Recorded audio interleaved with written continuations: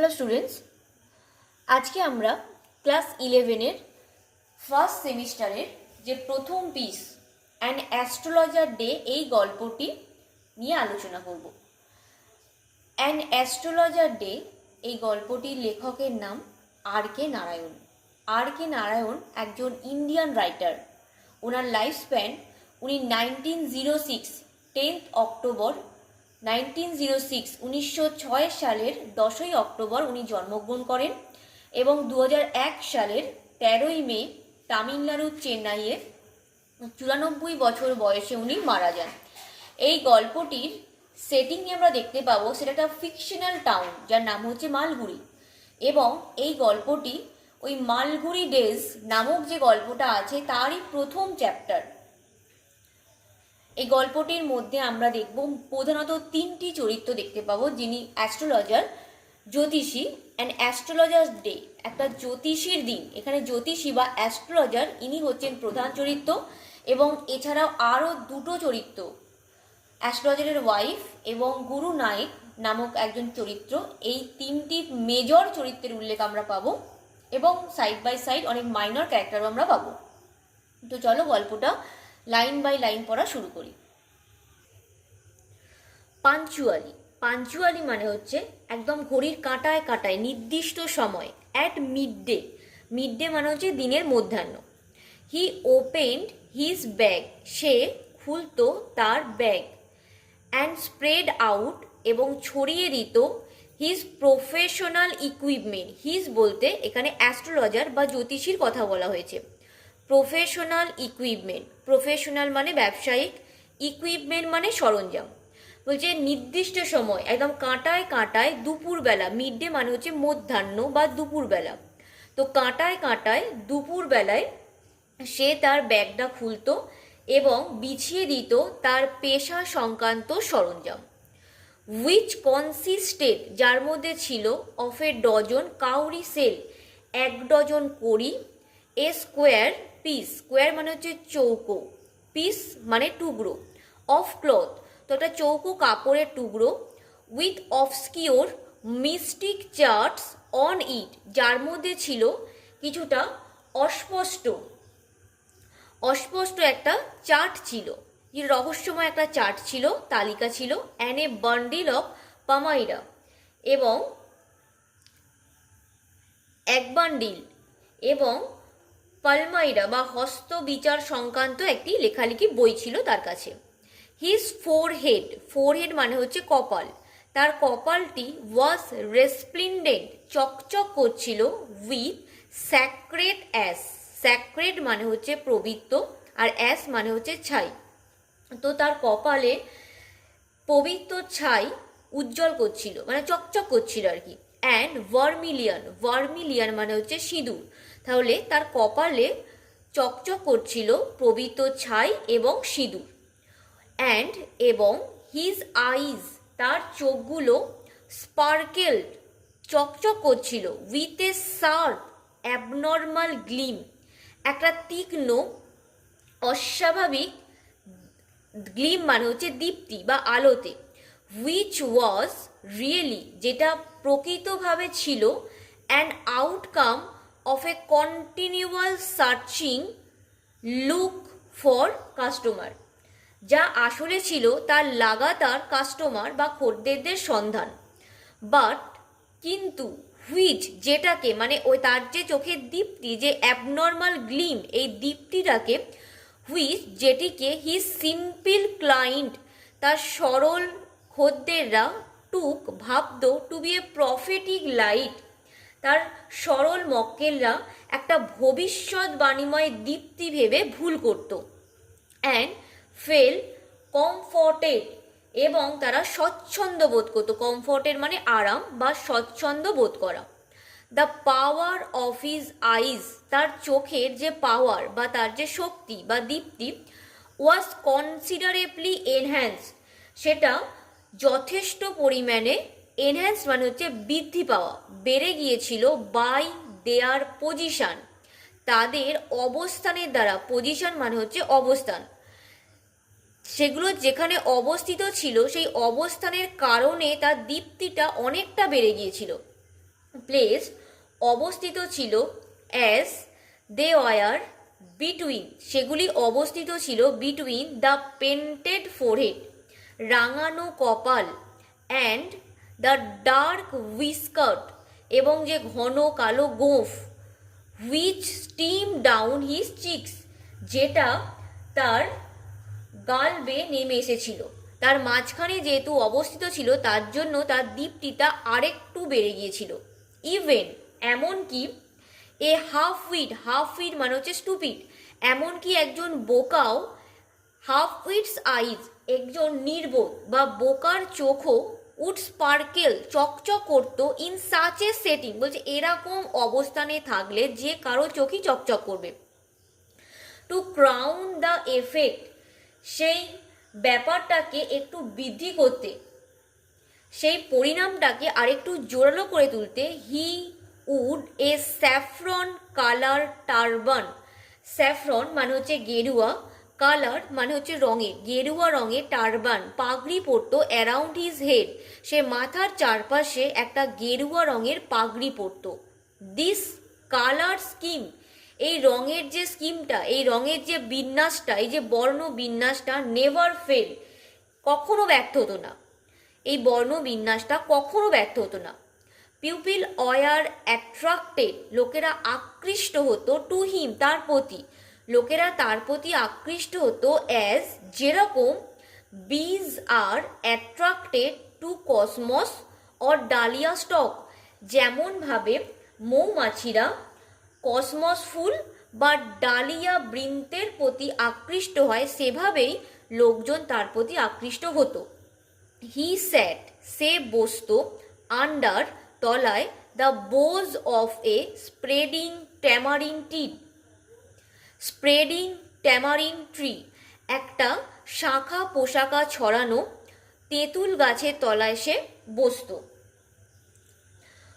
Which flanked a path running through the town hall park, যেটা town hall পার্কে দিয়ে যাওয়ার একটা রাস্তার পাশে অবস্থিত ছিল। বলছে হুইচ ফ্লাঙ্কড এ পাথ, যেটা একটা রাস্তার পাশে অবস্থিত ছিল, through, running through the town হল, মানে যেই রাস্তাটা টাউন হলে যাচ্ছে সেই রাস্তার পাশে সেটা অবস্থিত ছিল।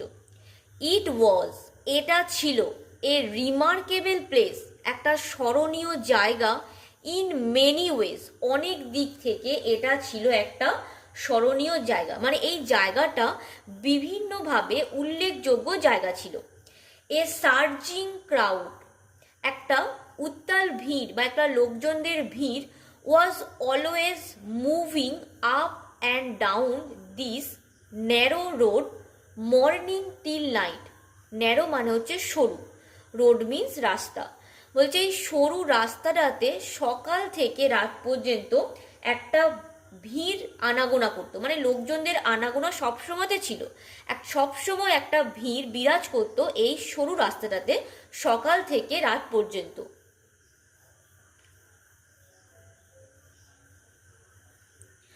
এ variety of trades and occupation, বিভিন্ন রকমের ব্যবসা, অ্যান্ড অকুপেশন মানে হচ্ছে পেশা, ওয়াজ রিপ্রেজেন্টেড, প্রতিনিধিত্ব করত বা উপস্থাপন করত, অল অ্যালং ইটস ওয়ে, এই রাস্তা বরাবর, মানে বিভিন্ন রকমের ব্যবসা বাণিজ্য চলতো এই রাস্তা বরাবর, যেরকম মেডিসিন সেলার, ওষুধ বিক্রেতা, সেলার্স, বিক্রেতা of stolen hardware and junk, চুরি করা লোহালক্কর বা চোরাই পুরনো ঝর্তিপর্তি জিনিসের বিক্রেতা ছিলেন। ম্যাজিশিয়ান, জাদুকর ছিলেন। অ্যান্ড অ্যাবভ অল, এবং সর্বোপরি অ্যান অকশনিয়ার, একজন নিলামকারী, অফ চিপ ক্লথ, সস্তা পোশাকের একজন নিলামদার তিনিও ছিলেন। হু ক্রিয়েট, যিনি সৃষ্টি করতেন বা তৈরি করতেন, এনাফ ডিন, যথেষ্ট হইচই, অল ডে, সারা দিন ধরে যথেষ্ট চিৎকার করতেন, টু অ্যাট্রাক্ট, আকর্ষণ করতে, দ্য হোল টাউন, পুরো শহরটাকে আকর্ষণ করতে যিনি সারাদিন যথেষ্ট হইচই করতেন। নেক্সট টু হিম, নেক্সট পরে, টু হিম তার ঠিক পরে, ইন ভসিফোরাসনেস, ভোসিফোরাসনেস মানে হচ্ছে চিৎকার বা গলাবাজি। গলাবাজিতে তার ঠিক পরেই আসছে, মানে যিনি নিলামকারী ছিলেন ওনার ঠিক পরেই আসছেন কেম এ ভেন্ডর, আসছে একজন বিক্রেতা অফ ফ্রাইড গ্রাউন্ড নাট, ভাজা বাদাম বিক্রেতা আসছে বা বাদাম ফেরিওয়ালা। Who gave his ware a fancy name each day, যে প্রতিদিন তার পণ্য সামগ্রীর একটা চটকদার নাম দিত, একটা ভিন্ন স্বাদের অন্য রকমের একটা নাম দিত। কলিং ইট, এটাকে ডাকতো বম্বে আইসক্রিম, কোনো দিন এটাকে বম্বে আইসক্রিম বলে ডাকতো, ওয়ান ডে একদিন এটাকে বম্বে আইসক্রিম বলে ডাকতো, অ্যান্ড এবং অন দ্য নেক্সট পরের দিন দিল্লি আমন্ড বলে ডাকতো, অ্যান্ড এবং অন দ্য থার্ড তৃতীয় দিনে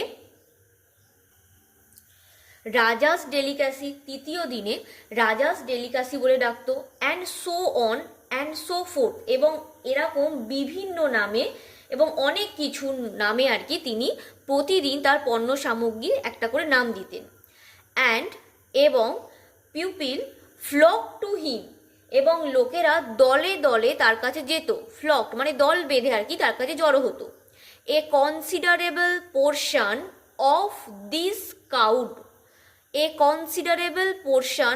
দিস ক্রাউড, এই ভিড়ের একটা ভালো অংশ dallied before the astrologer too, জ্যোতিষীর সামনেও ঘোরাঘুরি করত। দ্য অ্যাস্ট্রোলজার, জ্যোতিষী, ট্রানজাক্টেড চালাতো, হিজ বিজনেস তার কাজ, এখানে কাজ বলতে জ্যোতিষী তার ধান্দা, অ্যাকচুয়ালি তিনি একজন ফেক অ্যাস্ট্রোলজার ছিলেন, তিনি জ্যোতিষবিদ্যা বা গ্রহ নক্ষত্র সম্বন্ধে অতটাও পরিচিত ছিলেন না, তাই এখানে হিজ বিজনেস বলতে তার যে ব্যবসা বা তার ধান্দা চালাতো, বাই দ্য লাইট আলোতে, অফ এ ফ্লেয়ার একটা মশাল বা জ্বলন্ত আগুনের আলোতে তিনি তার ধান্দা চালাতেন।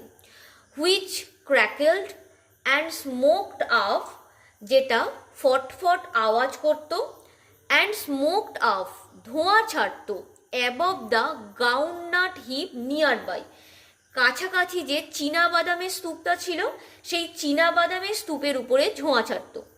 Half the enchantment of the place, এই জায়গাটার অর্ধেকটা মুগ্ধতা বা একটা গোপনীয়তার কারণটা ছিল due to the fact that, এই বিষয়টায় যে it did not have the benefit of municipal lighting, এই জায়গাটাতে পৌরসভার আলোর কোনো সুবিধা ছিল না, মানে পৌরসভা থেকে যে আলো থাকে প্রত্যেকটা রাস্তায় ওই পার্টিকুলার জায়গাটাতে আলোর কোনো সুবিধা ছিল না। The place was lit up, সেই জায়গাটা আলোকিত ছিল বাই সফট লাইট, সফট মানে হচ্ছে দোকান, তো দোকানের আলোতে ওই জায়গাটা আলোকিত ছিল। ওয়ান অর টু, দু একটা দোকান বা একটা অথবা দুটো দোকানে হ্যাড ছিল হিসিং গ্যাস লাইট, হিস আওয়াজ করা গ্যাস লাইট। সাম হ্যাড, কিছু জনের ছিল নেকেড ফ্লেয়ার, কিছু জনের ছিল এটা নেকেড মানে হচ্ছে অনাবিত একটা আলোক শিখা এরকম ছিল কিছু, স্টাকড অন পোল, যেগুলো খুঁটিতে আটকানো ছিল। সাম ওয়ার, কিছু জনের ছিল lit up by old cycle lamp, কিছু জনের ছিল পুরনো সাইকেলের যে ল্যাম্পের আলো সেরকম আলো। অ্যান্ড ওয়ান অর টু, এবং দু একজনের লাইক দ্য অ্যাস্ট্রোলজার, এবং দু একজন ওই জ্যোতিষীর মতোই ম্যানেজড, কোনো রকমের কাজ চালিয়ে নিত, ম্যানেজ করে নিত without lights of their own, তাদের নিজেদের আলো ছাড়াই তারা ম্যানেজ করে নিত, তারা একটু চালিয়ে নিত, ওই অন্যের আলোতেই তারা তাদের কাজ চালিয়ে নিত। ইট ওয়াজ, এটা ছিল a bewildering crisscross of light rays and moving shadow, এটা ছিল আলোক রশ্মির আর চলমান ছায়া, আলোক রশ্মি আর ছায়া, লাইট রেস মুভিং শ্যাডোস ক্রিসকস, ওই যে চলমান ছায়া আর আলোক রশ্মিটা বিভ্রান্তিকর ব্যাপার ছিল এখানে। This suited the astrologer very well, এটা শ্যুট করে গিয়েছিল মানে এটা খুবই উপযুক্ত ছিল। This suited the astrologer very well, এটা জ্যোতিষীর জন্য খুবই উপযুক্ত হয়েছিল। ফর কারণ, দ্য সিম্পল রিজন দ্যাট, এর কারণটা ছিল ফর দ্য সিম্পল রিজন, এই কারণে, ফর দ্য সিম্পল রিজন, এই কারণে, দ্যাট যে, হি হ্যাড নট তার ছিল না, he had not the least intention তার কোনো রকমে একটু ইচ্ছা ছিল না, টু বি হওয়ার অ্যান অ্যাস্ট্রোলজার একটা জ্যোতিষী হওয়ার ইচ্ছা ছিল না, হোয়েন যখন হি বিগ্যান লাইফ যখন সে তার জীবন শুরু করেছিল তখন সে জ্যোতিষী হতে একেবারেই চায়নি। And he knew no more of what was going to happen to himself, and he knew no more, সে বেশি কিছু জানতোই না, of what was going to happen, কি ঘটতে চলেছে, টু হিমসেলফ নেক্সট মিনিট, পরের মুহূর্তেই তার সাথে কি ঘটতে চলেছে সে সেটাই জানতো না।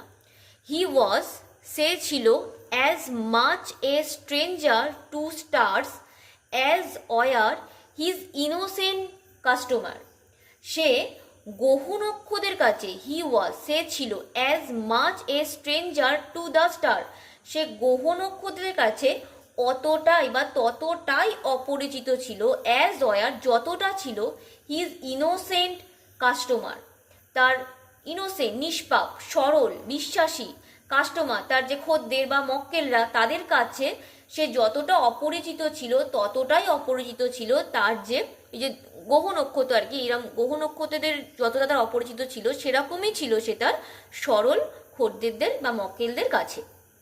ইয়েট, তথাপি বা তবুও, হি সেড, সে বলতো, থিং, এমন কিছু বলতো, which pleased and astonished everyone, যেটা সবাইকে খুশি করত এবং মুগ্ধ করত।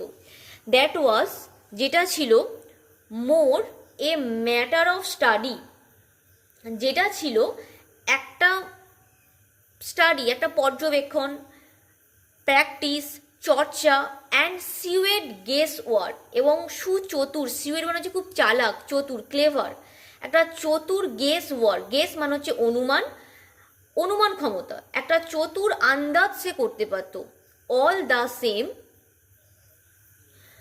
তা সত্ত্বেও, ইট ওয়াজ, এটা ছিল, অ্যাজ মাচ, ততটাই, অ্যান অনেস্ট ম্যান লেবার, এটা যে কোনো সৎ মানুষের পরিশ্রমের মতোই ছিল, অ্যাজ এনি আদার, মানে যে কোনো সৎ মানুষ, অনেস্ট মানুষ যেভাবে পরিশ্রম করে রোজগার করত এটা সেরকমই ছিল।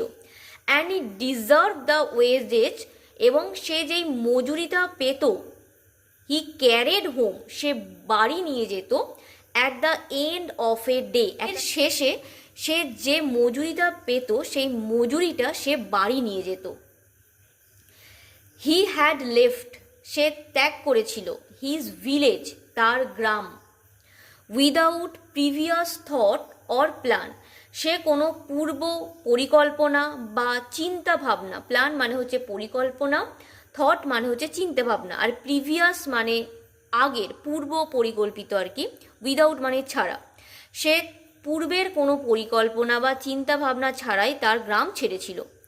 ইফ, যদি, হি হ্যাড কন্টিনিউয়েড দেয়ার, সে সেখানে থাকতো বা সে সেখানে থেকে যেত, he would have carried on, তাহলে তাকে চালিয়ে যেতে হতো, দ্য ওয়ার্ক, কাজ, অফিস, ফোর ফাদার মানে হচ্ছে পূর্বপুরুষ, তার পূর্বপুরুষদের কাজ তাকে চালিয়ে যেতে হতো। নেমলি, যথা, টিলিং দ্য ল্যান্ড, চাষ করা, লিভিং, বেঁচে থাকা, জীবন ধারণ করা, ম্যারিং, বিবাহ করা বা বিয়ে থা করা, অ্যান্ড রাইপেনিং, এবং বুড়ো হয়ে যাওয়া, ইন হিজ কর্নফিল্ড, তা সেই শস্য ক্ষেতের মধ্যেই, অ্যান্ড অ্যানসেস্টার হোম, এবং সেই পৈতৃক বাড়ি বা পৈতৃক ভিটের মধ্যেই বুড়িয়ে যাওয়া। বাট, কিন্তু, that was not to be, কিন্তু তা হওয়ার কথা, কিন্তু তা হওয়ার ছিল না আর কি। He had to leave home, তাকে বাড়ি ছাড়তে হয়েছিল, উইদাউট টেলিং এনিওয়ান, কাউকে না বলেই, অ্যান্ড, এবং, হি কুড নট রেস্ট, সে বিশ্রাম নিতে পারেনি, টিল, যতক্ষণ না, he left it behind a couple of 100 mile, সে যতক্ষণ না 200 মাইল পেরিয়ে আসে ততক্ষণ পর্যন্ত সে থামেনি, সে বিশ্রাম নিতে পারেনি। টু আ ভিলেজার, একটা গ্রামের মানুষের কাছে, এটা ছিল আ গ্রেট ডিল, একটা বিশাল বড় ব্যাপার। অ্যাজ ইফ, যেন অ্যান ওশান ফ্লোড বিটুইন, মাঝখান দিয়ে একটা সাগর পেরিয়ে গেছে।